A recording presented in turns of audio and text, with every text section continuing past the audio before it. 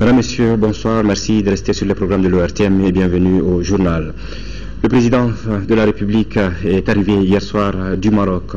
Ibrahim Boubacar Keïta prenait part dans le royaume chérifien au Salon international de l'agriculture. Il a été accueilli à son arrivée, comme vous le voyez sur ces images, par le Premier ministre Moussa Mara, des membres du gouvernement, des présidents d'institutions, de nombreuses autres personnalités. Le président de la République, hier à son arrivée du Maroc à l'aéroport international de Bamako, c'est nous, accueilli par le Premier ministre, des membres du gouvernement, des présidents des institutions et de nombreuses autres personnalités.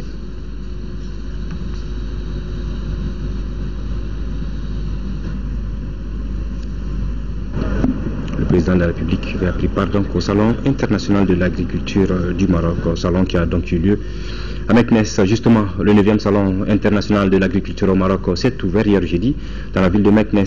C'était en présence du président de la République, Ibrahim Boubacar Keïta. Une occasion pour le chef de l'État de visiter les nombreux stands d'exposition des produits agricoles. Rappelons que le Mali y est présent avec une centaine d'exposants. Récit de la visite des stands avec nos envoyés spéciaux des Sissoko et des Mawan. Arrivé à 13h30 heure locale, 12h30 GMT, au 9e Salon international de l'agriculture au Maroc et accompagné du président de la République de Guinée, professeur Alpha Condé, et de son Altesse royale, le prince Moulay Rachid, le président de la République, Ibrahim Boubacar Keïta, a passé près de 3 heures de visite dans les stands d'exposition des produits agricoles. Et oui, c'est le temps qu'il leur a fallu pour passer dans tous les stands, ou presque, aménagés sur une superficie de 20 hectares. 3 heures pour apprécier dans les détails les produits du terroir, thème de cette 9e édition, avec la participation d'une 50aine de pays, dont une forte présence africaine, pas moins de 14 pays représentés, 1000 exposants, 1 million de visiteurs attendus et l'Union européenne comme invité d'honneur. C'est donc dans la bonne humeur que les deux présidents et le prince se sont prêtés au jeu. Tour des stands avec séance de poignée de main et échange d'amabilité avec les exposants. Rien ou presque rien ne leur a échappé. Les produits agricoles en passant par l'élevage avec par exemple les chèvres, les moutons et des bœufs impressionnants, la pisciculture, les machines et les techniques agricoles, bref, des milliers de produits rares. L'une des atouts phares du Siam, ce sont bien les stands d'exposition des pays invités comme le Mali. Cette année, le Mali est venu en force avec plus d'une centaine d'exposants. Ici, l'on vient découvrir ou redécouvrir les potentialités et les richesses du pays. De karité, les céréales, les mangues, aussi belles que diversifiées, pas moins de 14 variétés sont présentes au salon. Une fierté donc pour le président de la République qui a tenu à venir apporter son soutien et son accompagnement à ses compatriotes. Les danses d'Ogon ont émerveillé l'Assemblée ainsi que le groupe de Neba Solo. Le Salon international de l'agriculture au Maroc, Siam, se poursuit et la richesse de cette 9e édition prouve une nouvelle fois que le Siam est un rendez-vous incontournable de l'agriculture africaine, voire mondiale.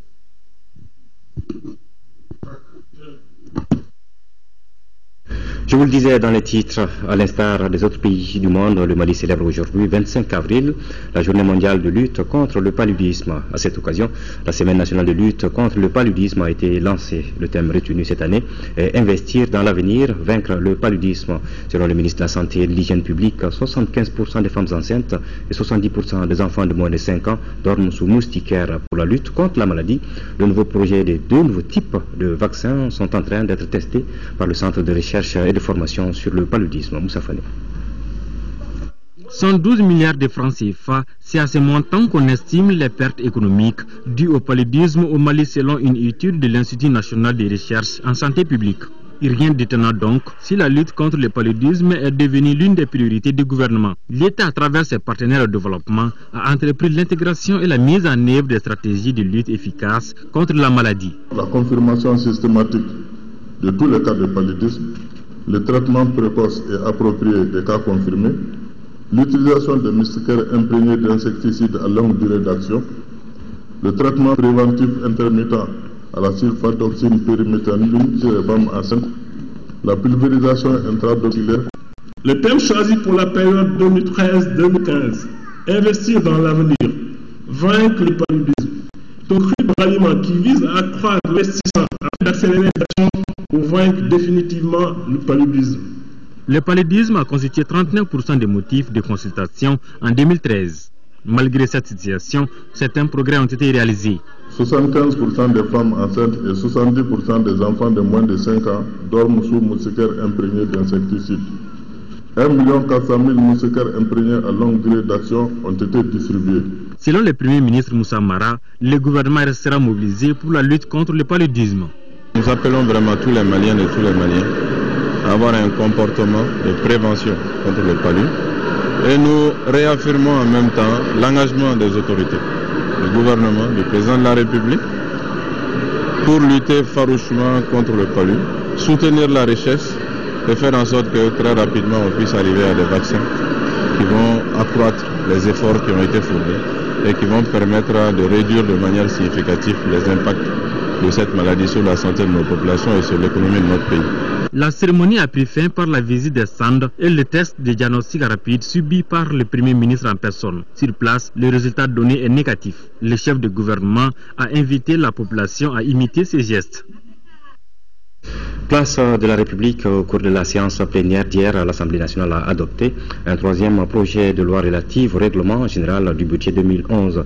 Le projet de loi relatif au budget rappelle en même temps les réalisations multiples exécutées ou réalisées en 2011, qui sont entre autres la construction du lycée, le centre de santé, entre autres. Avant la fin de cette session, le président de l'Assemblée nationale, Issaka Sidibé, a rappelé les différents réseaux qui ont été créés. Ces réseaux permettront aux députés de renforcer les relations avec d'autres parlements à travers le monde. Mahamadou Doumbia. Le troisième projet de loi adopté par les députés était relatif au règlement général du budget d'État 2011. Il ressort que les prévisions de recettes du budget 2011 arrêtées initialement à plus de 1196,700 milliards de francs CFA contre plus de 1151,800 milliards de francs CFA en 2010 ont été portés à plus de 1265,700 milliards de francs CFA en novembre 2011, soit un taux de progression de 6,6%. Les recouvrements ont été de 1128,458 milliards de francs CFA, soit un taux de réalisation de 88,45%. Et un taux de recouvrement de 99,36%. La frustration la plus importante, c'est par rapport au budget spécial d'investissement qui quand même continue d'avoir un taux d'exécution très très faible et qui se répercute en termes de faible capacité d'absorption. Et par rapport à ça, je pense que des mesures ont été prises pour un peu alléger les procédures de passation de marché en relevant un certain nombre de seuils et puis en faisant des délégations de signature à certains niveaux. Je pense que cela devrait nous aider à améliorer ces éléments et en appui, il y aura aussi la formation que nous envisageons de faire au niveau des structures en charge de cela. Pour l'état d'exécution du budget d'État 2011, plusieurs projets ont été exécutés comme par exemple la construction de 10 lycées, d'un institut de formation professionnelle, d'une maternité, un service de néonatologie au centre de référence de la commune 5, l'achèvement des travaux de construction du 3e pont, la réhabilitation du pont des Martyrs, des routes et des forages, pour ne citer que cela. Ce projet de loi a été effectivement adopté par les députés par 123 voix pour, 0 contre, 0 abstention. Autre ordre du jour, la constitution de différents réseaux de parlementaires et des groupes d'amitié appelés à renforcer les relations entre notre Assemblée nationale et celles d'autres pays à travers le monde. Il s'agit des réseaux des jeunes, des femmes, ceux relatifs aussi à la population, à l'éducation et à l'économie solidaire. Visite ce matin du président de l'Assemblée nationale que nous retrouvons au Salon international de l'agriculture SIAGRI 5e édition au Palais de la Culture. Issaka Sidibé, accompagné d'une forte délégation, a apprécié les produits locaux exposés ainsi que les énergies renouvelables, entre autres. Nyanya Alou Traoré. S'il y a une partie du Salon international de l'agriculture qui a le plus attiré l'attention du président de l'Assemblée nationale, c'est bien le parc animalier. En bon peul, Issaka Sidibé a l'œil pour reconnaître un bon taureau et c'est surtout l'apprécier. Cet animal que je vois là, c'est la première fois de ma vie que je vois une telle bête. Je n'étais pas du tout fondé à croire qu'un animal comme ça pouvait exister chez moi. Une vingtaine de stands ont également été visités par le président de l'hémicycle. Fort impressionné par le savoir-faire des membres du secteur agricole, le président s'est dit fier et satisfait de constater que le domaine évolue à hauteur de souhait. Mon pays est en train de faire, des miracles. Parce que tout ce que j'ai été amené à voir aujourd'hui, vraiment m'a convaincu que nous sommes sur la bonne voie. Tel que l'a souvent dit le chef d'État, c'est le monde agricole, notre monde, c'est lui qui va sans doute être la vraie solution. Un rappel sur la loi de politique foncière agricole en instance à l'Assemblée nationale. Au président de déclarer que le nécessaire sera fait pour qu'enfin cette loi soit votée pour le grand soulagement du monde agricole. Toutes les lois qui confortent notre situation alimentaire, qui confortent notre économie d'une manière générale, dès qu'elles arrivent, elles sont examinées prioritairement.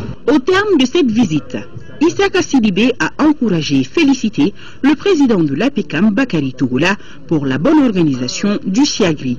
Il a aussi réitéré le soutien de l'Assemblée nationale au monde agricole. Le gouvernorat du district de Blanco a abrité la rencontre de synthèse des missions d'élaboration du recueil annuel 2014, une organisation du Conseil économique, social et culturel. Reportage de Isaac Tchenou. Il s'agit de la deuxième revue harmonisée des projets programmes eau, environnement, urbanisme et habitat. Les acteurs des différents domaines feront l'analyse technique et financière du dernier bilan, entre autres. Le secrétaire général du ministère de l'Environnement, de l'eau et de l'assainissement a exhorté les participants à faire une contribution de qualité. Il s'agira pour vous les acteurs de procéder à une analyse critique du bilan physique et financier des politiques mises en œuvre au niveau du secteur, du cadre de partenariat entre acteurs et de l'état d'exécution des projets et programmes afin d'identifier les principales contraintes qui entravent leur mise en œuvre et ce, en vue de proposer les mesures et solutions nécessaires à l'atteinte des objectifs fixés. L'analyse du secteur eau, environnement, urbanisme et domaine de l'État révèle que d'importants efforts ont été faits à travers l'élaboration et la mise en œuvre de différentes politiques et stratégies. Voilà, le ministre de l'Intérieur et de la Sécurité a rencontré hier les membres de la Commission nationale des frontières.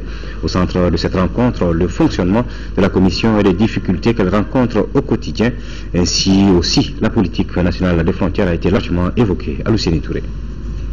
La politique nationale des frontières adoptée en octobre 2000 est un instrument de gestion des frontières qui privilégie la notion d'intégration. C'est le cas, par exemple, avec le Burkina et le Sénégal, où des équipements collectifs ont été réalisés pour le bénéfice des populations de part et d'autre de la frontière commune. Le rôle de la Commission nationale des frontières consiste à suivre et à appliquer les décisions de l'État en matière de gestion des frontières. Nous avons fait un peu le point de travaux de cette commission dans le cadre de la maîtrisation de la frontière Mali-Sénégal. Vous savez, quand on parle de frontières, c'est des textes juridiques, c'est des textes anciens, c'est des archives qu'il faudrait rechercher. Et le ministre a bien compris, il a marqué toute la disponibilité du département pour appuyer la commission dans le cadre de recherche documentaire, dans le cadre de recherche de solutions à tous les problèmes frontaliers que nous connaissons. Ce n'est pas le problème grave. Aujourd'hui, nous sommes dans l'intégration de proximité, dans le développement de la coopération transfrontalière. On peut dire que, grosso modo, vraiment, la coopération frontalière se porte très bien avec l'ensemble de nos voisins. Le ministre de l'Intérieur et de la Sécurité, qui est un fin connaisseur du dossier, a félicité les membres de la commission pour la qualité du travail abattu et les a également exhortés à plus de persévérance dans cette œuvre. La rencontre s'est déroulée en présence des gouverneurs de région, des acteurs majeurs de cette politique. Activité ministérielle toujours, le ministre de l'Enseignement supérieur et de la Recherche scientifique, Maître Muntagatal, dans le cadre de la prise de contact avec les acteurs et partenaires de l'école, a tenu une séance de travail avec le bureau de coordination de l'Association des élèves et étudiants du Mali, hier jeudi 24 avril au cabinet de son département. Lors du jour de cette importante rencontre a porté sur le partenariat bilatéral franc et sincère que le ministre entend renforcer avec cet acteur privilégié de l'école malienne qu'est l'AEM. Le ministre Tal a pris bonne note des doléances des élèves et étudiants et les a assurés de son entière disponibilité à œuvrer avec eux main dans la main à la résolution des problèmes de l'école malienne dans un climat apaisé de mutuelle compréhension et de patience. Avant de lever la séance, le ministre Tal a invité ses partenaires à l'instauration d'une tradition de rencontre.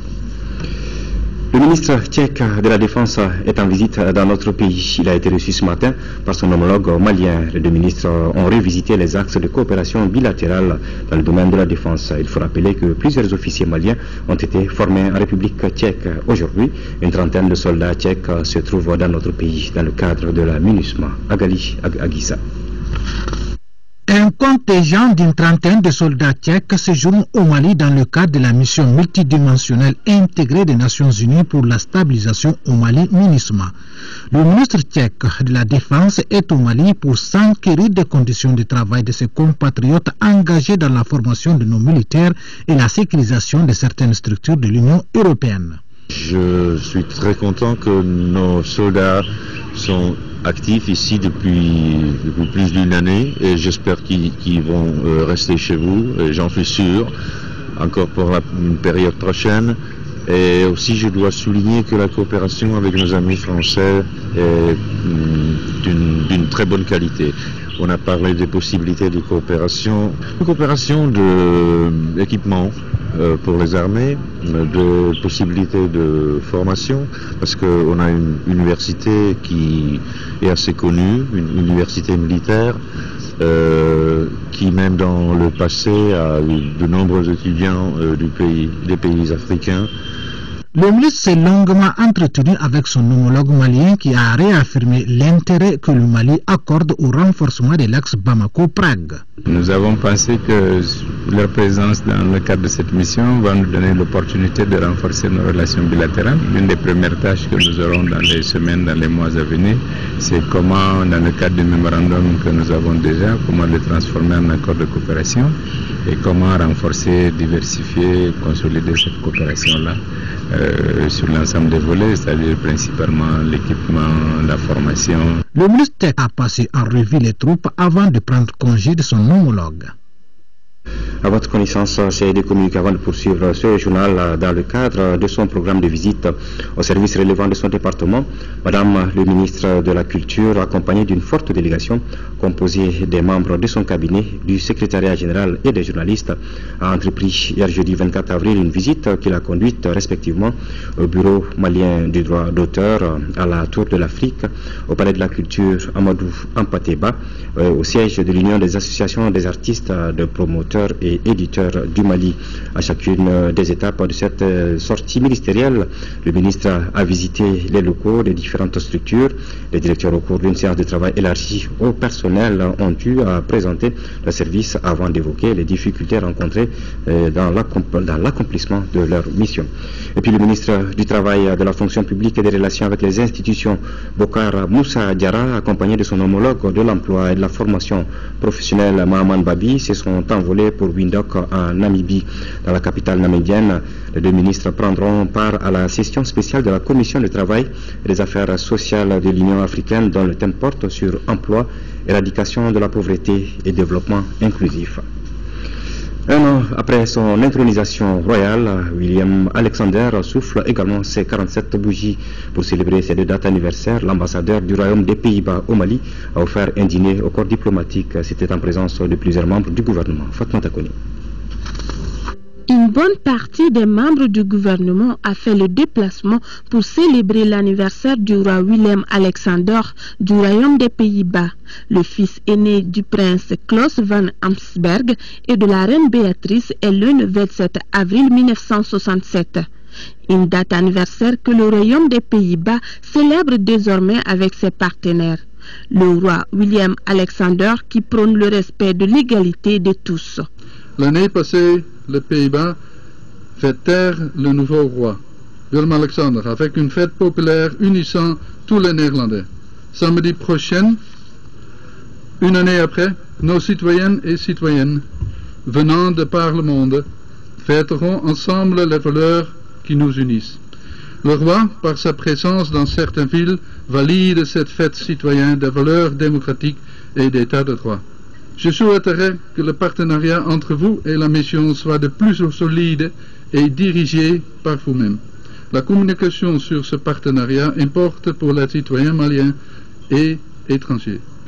La citoyenne malienne et le citoyen malien sont au centre de ces processus de changement. Je voudrais peut-être profiter pour remercier Pays-Bas, surtout pour la qualité de la coopération entre nos deux pays.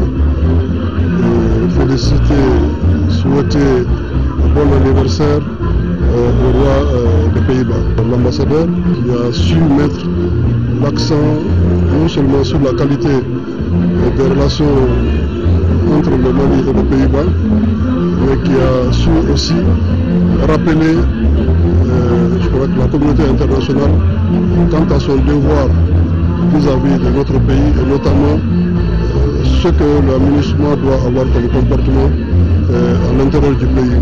L'ambassadeur Brouwer a ensuite assisté à une exposition photo sur les manuscrits de Tombouctou, accompagné de ses invités.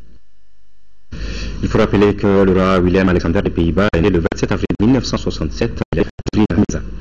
Dans le souci de créer et de renforcer un cadre de partenariat dynamique entre les acteurs et partenaires de l'école, le ministre de l'Éducation s'est rendu en première région. Au cours de cette visite, Mme Togola Jacqueline Marie Nana a invité tous les acteurs et partenaires de l'école à jouer leur partition pour le mieux-être de l'école. Envoyés spéciaux, Mamadou Sidibé et Abdraman Keïta. Des Nioro du Sahel, première étape de cette visite du ministre Akaï, en passant par Djema, les problèmes de l'école ne sont presque identiques. Effectifs pléthoriques, manque de formation au niveau du plan enseignant, manque de matériel et le non-respect des normes au niveau des écoles privées. Le département est en train de réfléchir pour voir comment l'État peut encadrer les médecins. Parce que il y en a beaucoup qui ne répondent pas aux normes. L'école malienne dans la région de Caille souffre du manque d'infrastructures, manque de maîtres formés correctement. Et l'éducation nationale va mettre le paquet, va prendre des dispositions pour remédier dans les meilleurs délais à cette situation catastrophique dans la région de Caille. Ces nombreux problèmes qui se posent à l'école en termes de défis ne peuvent pas être gérés à partir de Bamako. D'où l'intérêt de cette visite du ministre qui lui a permis d'écouter, d'échanger en vue de créer un cadre de concertation fécond. Nous sommes venus pour rencontrer les acteurs de l'école. Donc nous avons pris bonne note de tout ce qui a été dit. Et nous allons, une fois de retour à Bamako, échanger avec les structures concernées, les directions concernées sur ces différents problèmes afin de trouver des solutions idoines dans les meilleurs délais. L'affaire de l'école doit être une affaire de tous, dira Mme Togola Jacqueline Marinana. Selon elle, chacun doit se sentir concerné pour développer une action participative dans le seul but de relever immédiatement certains défis qui se posent à l'école. Pour la résolution des problèmes, les échanges avec les responsables régionaux ont permis de mieux situer les niveaux de responsabilité. État, collectivité à travers les comités de gestion scolaire et le comité régional d'orientation. Nous restons en première région avec la pose de la première pierre ce jeudi du bâtiment devant abriter le guichet unique de Caille. Cette cérémonie a regroupé autour du président du conseil régional de Caille, ses partenaires français de la région Nord-Pas-de-Calais, le représentant du ministre de l'Industrie et de la Promotion de l'Investissement, du directeur général de l'Agence pour la promotion des investissements au Mali et les porteurs de projet. Ce projet global de mise en place des équipements et services est initié par le conseil régional de Caille, accompagné par le conseil régional Nord-Pas-de-Calais de France et l'Agence française de développement. Jafar Aïdara. Cette pose de la première pierre marque le début des travaux du bâtiment devant le guichet unique qui contribue au développement économique du Mali à travers un accompagnement et une assistance de proximité aux opérateurs économiques. Nous sommes heureux d'y être aussi pour lancer ces nouveaux programmes aux côtés de l'ensemble des opérateurs qui sont autour de moi, mais aussi vous êtes ici nombreux à être d'acteurs de cette aventure que nous pensons. L'ouverture d'un guichet unique à Caille s'inscrit sans nul doute dans le cadre du développement du secteur privé qui constitue un axe majeur de tous les cadres de référence prônés par nos autorités et leur ambition de faire du secteur privé le principal vecteur de la croissance économique et du développement de notre pays. Je suis sûr et certain que ces différents projets vont participer à la promotion du développement au niveau de la région de Caille. C'est vrai que tout ceci a été possible grâce à l'engagement du président Percheron et de tout le conseil régional de la région Nord-Pas-de-Calais pour pouvoir accompagner de façon efficace les efforts que le Conseil régional et toutes les populations de la région de Caille entreprennent tous les jours. Cette convention a été signée par le Conseil régional de Caille, le Conseil régional de Nord-Pas-de-Calais et les 5 opérateurs porteurs du projet à Caille. Le ministre de la Santé et de l'Hygiène publique est allé s'imprégner des réalités de l'hôpital de Gao sur le terrain. Ousmane Koné a remercié les agents de l'association humanitaire de Gao AHG qui ont vaillamment fait face aux difficultés pendant la crise. Le ministre a également écouté le nouveau directeur général sur les préoccupations de sa structure. Compte tenu des contraintes de son calendrier, un programme de visite plus détaillé sera exécuté prochainement. Reportage de Daouda Zoumana Traoré. Cette visite se situe dans le cadre de la mise en route des structures sanitaires après la crise. L'hôpital de Gao, qui a connu d'énormes dégâts, n'arrive pas à s'épanouir malgré les efforts fournis par les quelques agents présents. Les difficultés auxquelles l'hôpital de Gao est confronté sont le manque de spécialistes, la vétusté des matériels de travail, le manque de mise à niveau du personnel parmi plusieurs autres. Les assises du conseil d'administration, qui nous paraît être très essentiel. Ce conseil non seulement va nous permettre de valider la programmation 2014, mais ce conseil permettra également de discuter de certains dossiers très brûlants de l'hôpital. Le gouvernement du Mali, déterminé à relancer les activités de l'administration publique, mettra tout en œuvre pour satisfaire les préoccupations de l'hôpital, rassure le ministre Koné. Déjà, il a apprécié le comportement positif des agents de l'association humanitaire de Gao qui ont passé la gestion à la direction générale après avoir tenu tête aux terroristes dans un passé récent. Nous sommes venus pour nous imprégner de la situation de retour des services de santé à Gao et nous entretenir avec l'ONG nationale l'action humanitaire de Gao qui avait assuré la gestion de l'hôpital et la prestation des services de soins pendant la crise. L'intention c'était de remercier cette association pour sa contribution à l'assistance des malades pendant les périodes difficiles et envisager ensemble des solutions pour les périodes à venir en ce qui concerne l'emploi de ces jeunes-là et la reprise des activités normales de gestion dans l'hôpital. La délégation a fait un bref passage à l'hôpital de Gao avant de s'entretenir avec le président de l'AHG à l'aéroport. En 5e région, le chef d'état-major général des armées maliennes vient de boucler une visite de prise de contact de 24 heures dans la zone de défense numéro 6. Objectif, échanger avec le personnel militaire sur les préoccupations essentielles des forces armées, notamment le processus de réforme en cours. Yacouba Maïga. Le camp Balobo Bari de l'armée de terre de Sévaré, ce mercredi 23 avril 2014. C'est ici, au poste de commandement de la zone de défense numéro 6, que le chef d'état-major général des armées a eu des échanges fructueux avec les officiers, les sous-officiers et les hommes de rang.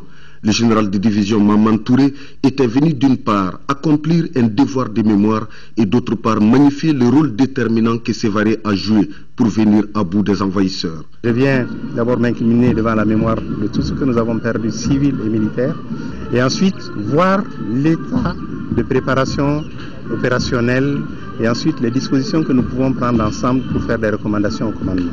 Des préoccupations, il en a été question, notamment l'amélioration des conditions de vie et de travail du personnel militaire. Aussi, ils n'ont pas passé sous silence l'épineuse question des primes de présence opérationnelle qui continue d'alimenter les débats.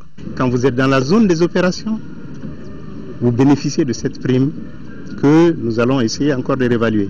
Et cette prime à terme va disparaître.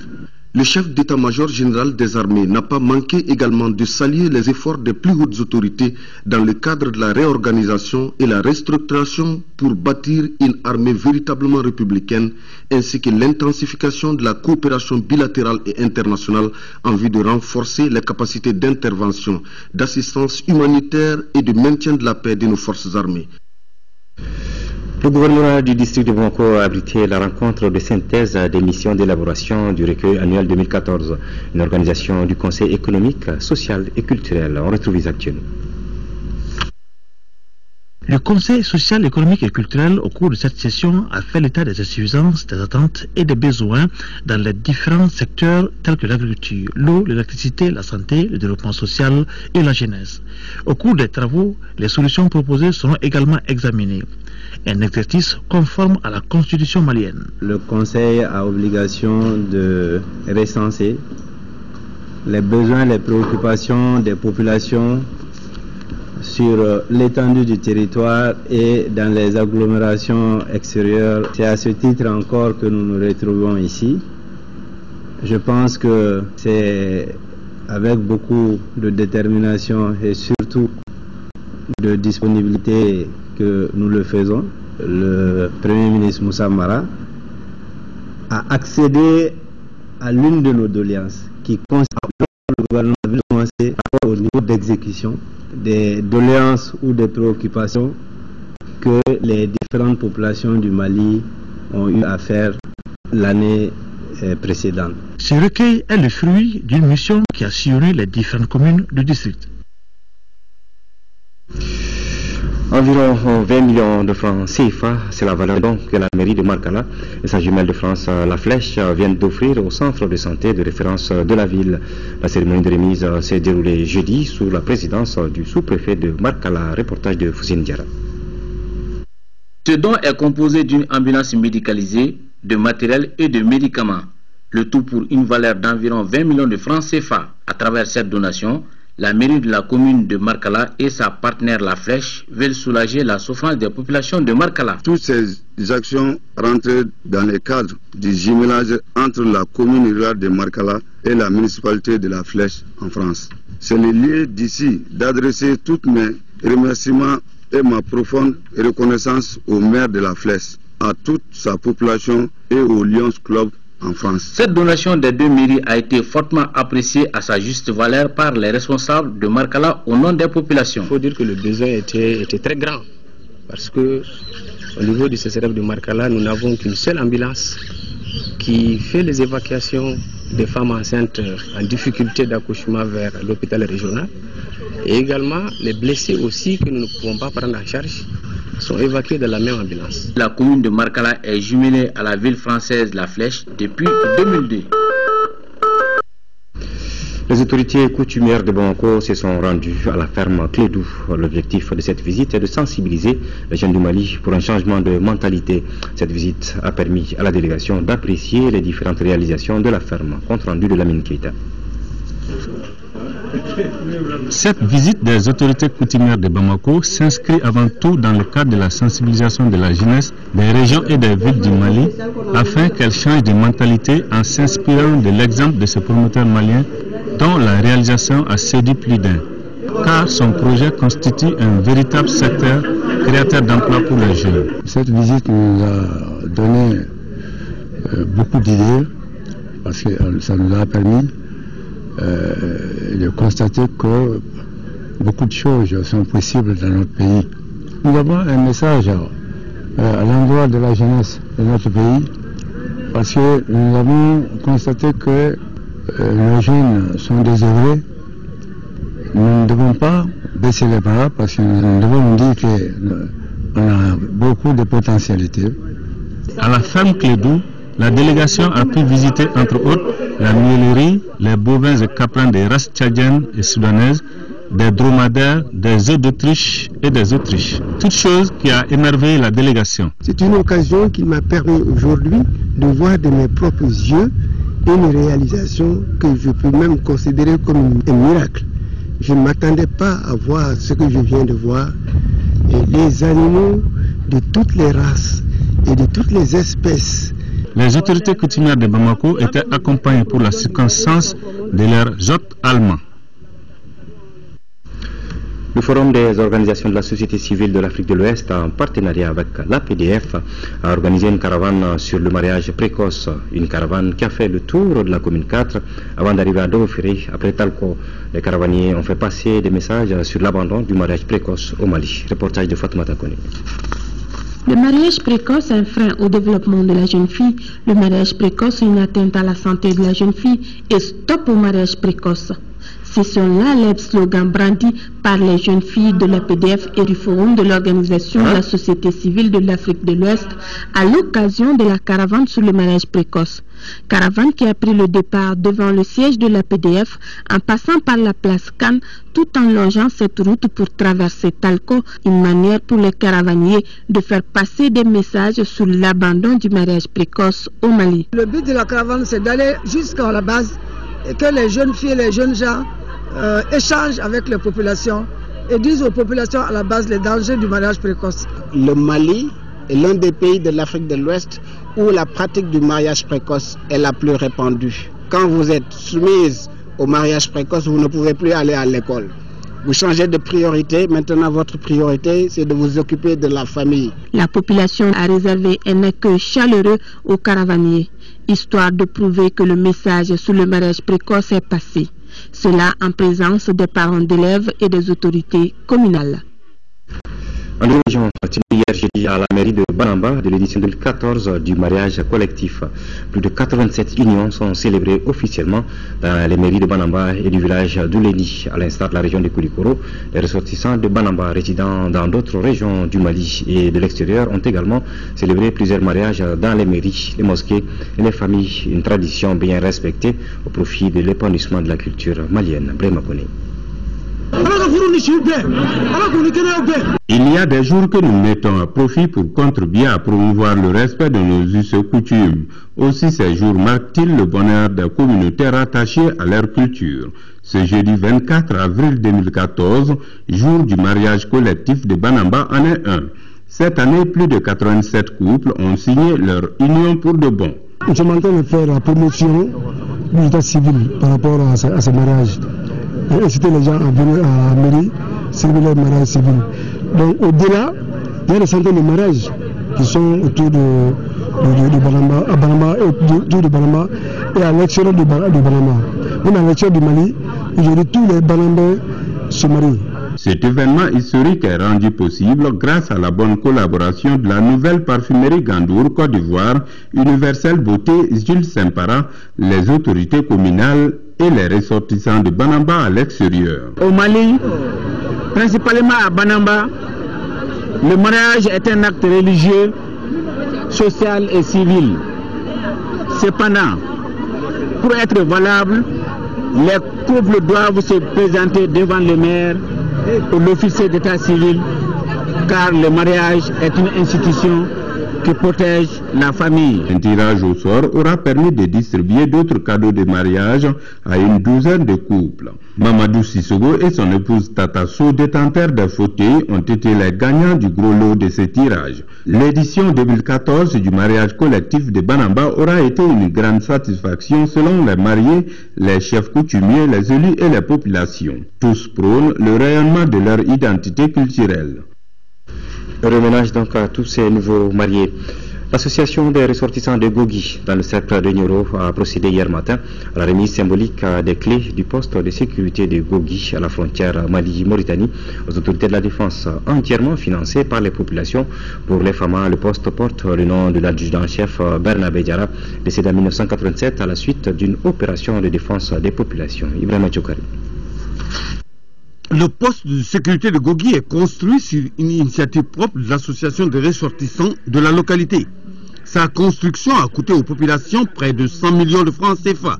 Un geste gracieux à l'endroit des forces armées maliennes FAMA qui participent au renforcement des liens armée-nation. Nous ne nous lasserons jamais de réaffirmer toute notre reconnaissance à tous ces hommes et toutes ces femmes qui ont inlassablement œuvré pour la réussite de cette entreprise. Le poste de sécurité de Gogi joue un rôle important dans la sécurisation de nos populations frontalières en particulier et d'une bonne partie du Sahel occidental en général. Composé de 5 dortoirs avec terrasse, l'infrastructure réceptionnée devra améliorer les conditions d'hébergement des forces armées et de sécurité. Toute chose qui devra aussi leur remonter le moral après la situation difficile que notre pays a connue. Cette cérémonie de remise de clés est une symbolique forte, à savoir l'entente et la bonne collaboration entre forces armées et population. C'est le lieu et l'occasion de reconnaître, saluer et féliciter le dévouement patriotique des braves populations du cercle de Nioro en général et celle de Goki en particulier, qui se sont mobilisés au-delà de toutes les vicissitudes de la vie pour offrir à leur armée un poste de sécurité digne de ce nom. Dans un futur très proche, l'Argo, association de ressortissants de Goki, procédera à la réalisation du mur de clôture, à la construction de 2 miradors et à l'achat d'un groupe électrogène pour un coût estimé à près de 400 millions de francs CFA. L'exemple de Gogi à l'endroit des Fama doit inspirer d'autres localités du Mali. Sport football, le Djoliba AC reçoit ce dimanche l'AS Real de Bamako, un match retour qualificatif à la phase de poule de la Coupe de la Confédération africaine de football. Les mesures ont été prises afin que cette rencontre se passe sans incident. Khalifa Namatraoui. La Fédération malienne de football s'active afin que les matchs de football soient de véritables fêtes. La rencontre allée AS Real Djoliba Athletic Club du tout le cadrage de la Coupe de la Confédération ayant donné une nette satisfaction du point de vue sécuritaire et le bon comportement des supporters, les responsables du football entendent maintenir cette dynamique. Ainsi, des mesures sont désormais prises pour éviter toute violence dans nos stades. Aucun débordement ne sera toléré lors du Djoliba Athletic Club AS Real de ce dimanche. Il y aura une fouille systématique de tous les véhicules. Et les supporters aussi, il y aura une palpation des supporters pour qu'on soit sûr qu'il n'y a aucun objet pouvant servir de projectile. Ceux qui n'ont pas de carte délivrée par la Fédération de football n'auront pas accès au salon d'honneur ni à la loge A. On demande au public d'être fair-play. Les associations des supporters du Djoliba AC et de la AS Real sont conscientes de l'enjeu de la confrontation qui validera pour une des deux équipes la place en phase de groupe de la Coupe de la Confédération. Qu'à cela ne tienne, les états-majors appellent au fair-play. Au Djoliba, nous sommes dans une phase de reconstruction et nous entendons nous atteler à ça. C'est ce qui nous préoccupe aujourd'hui.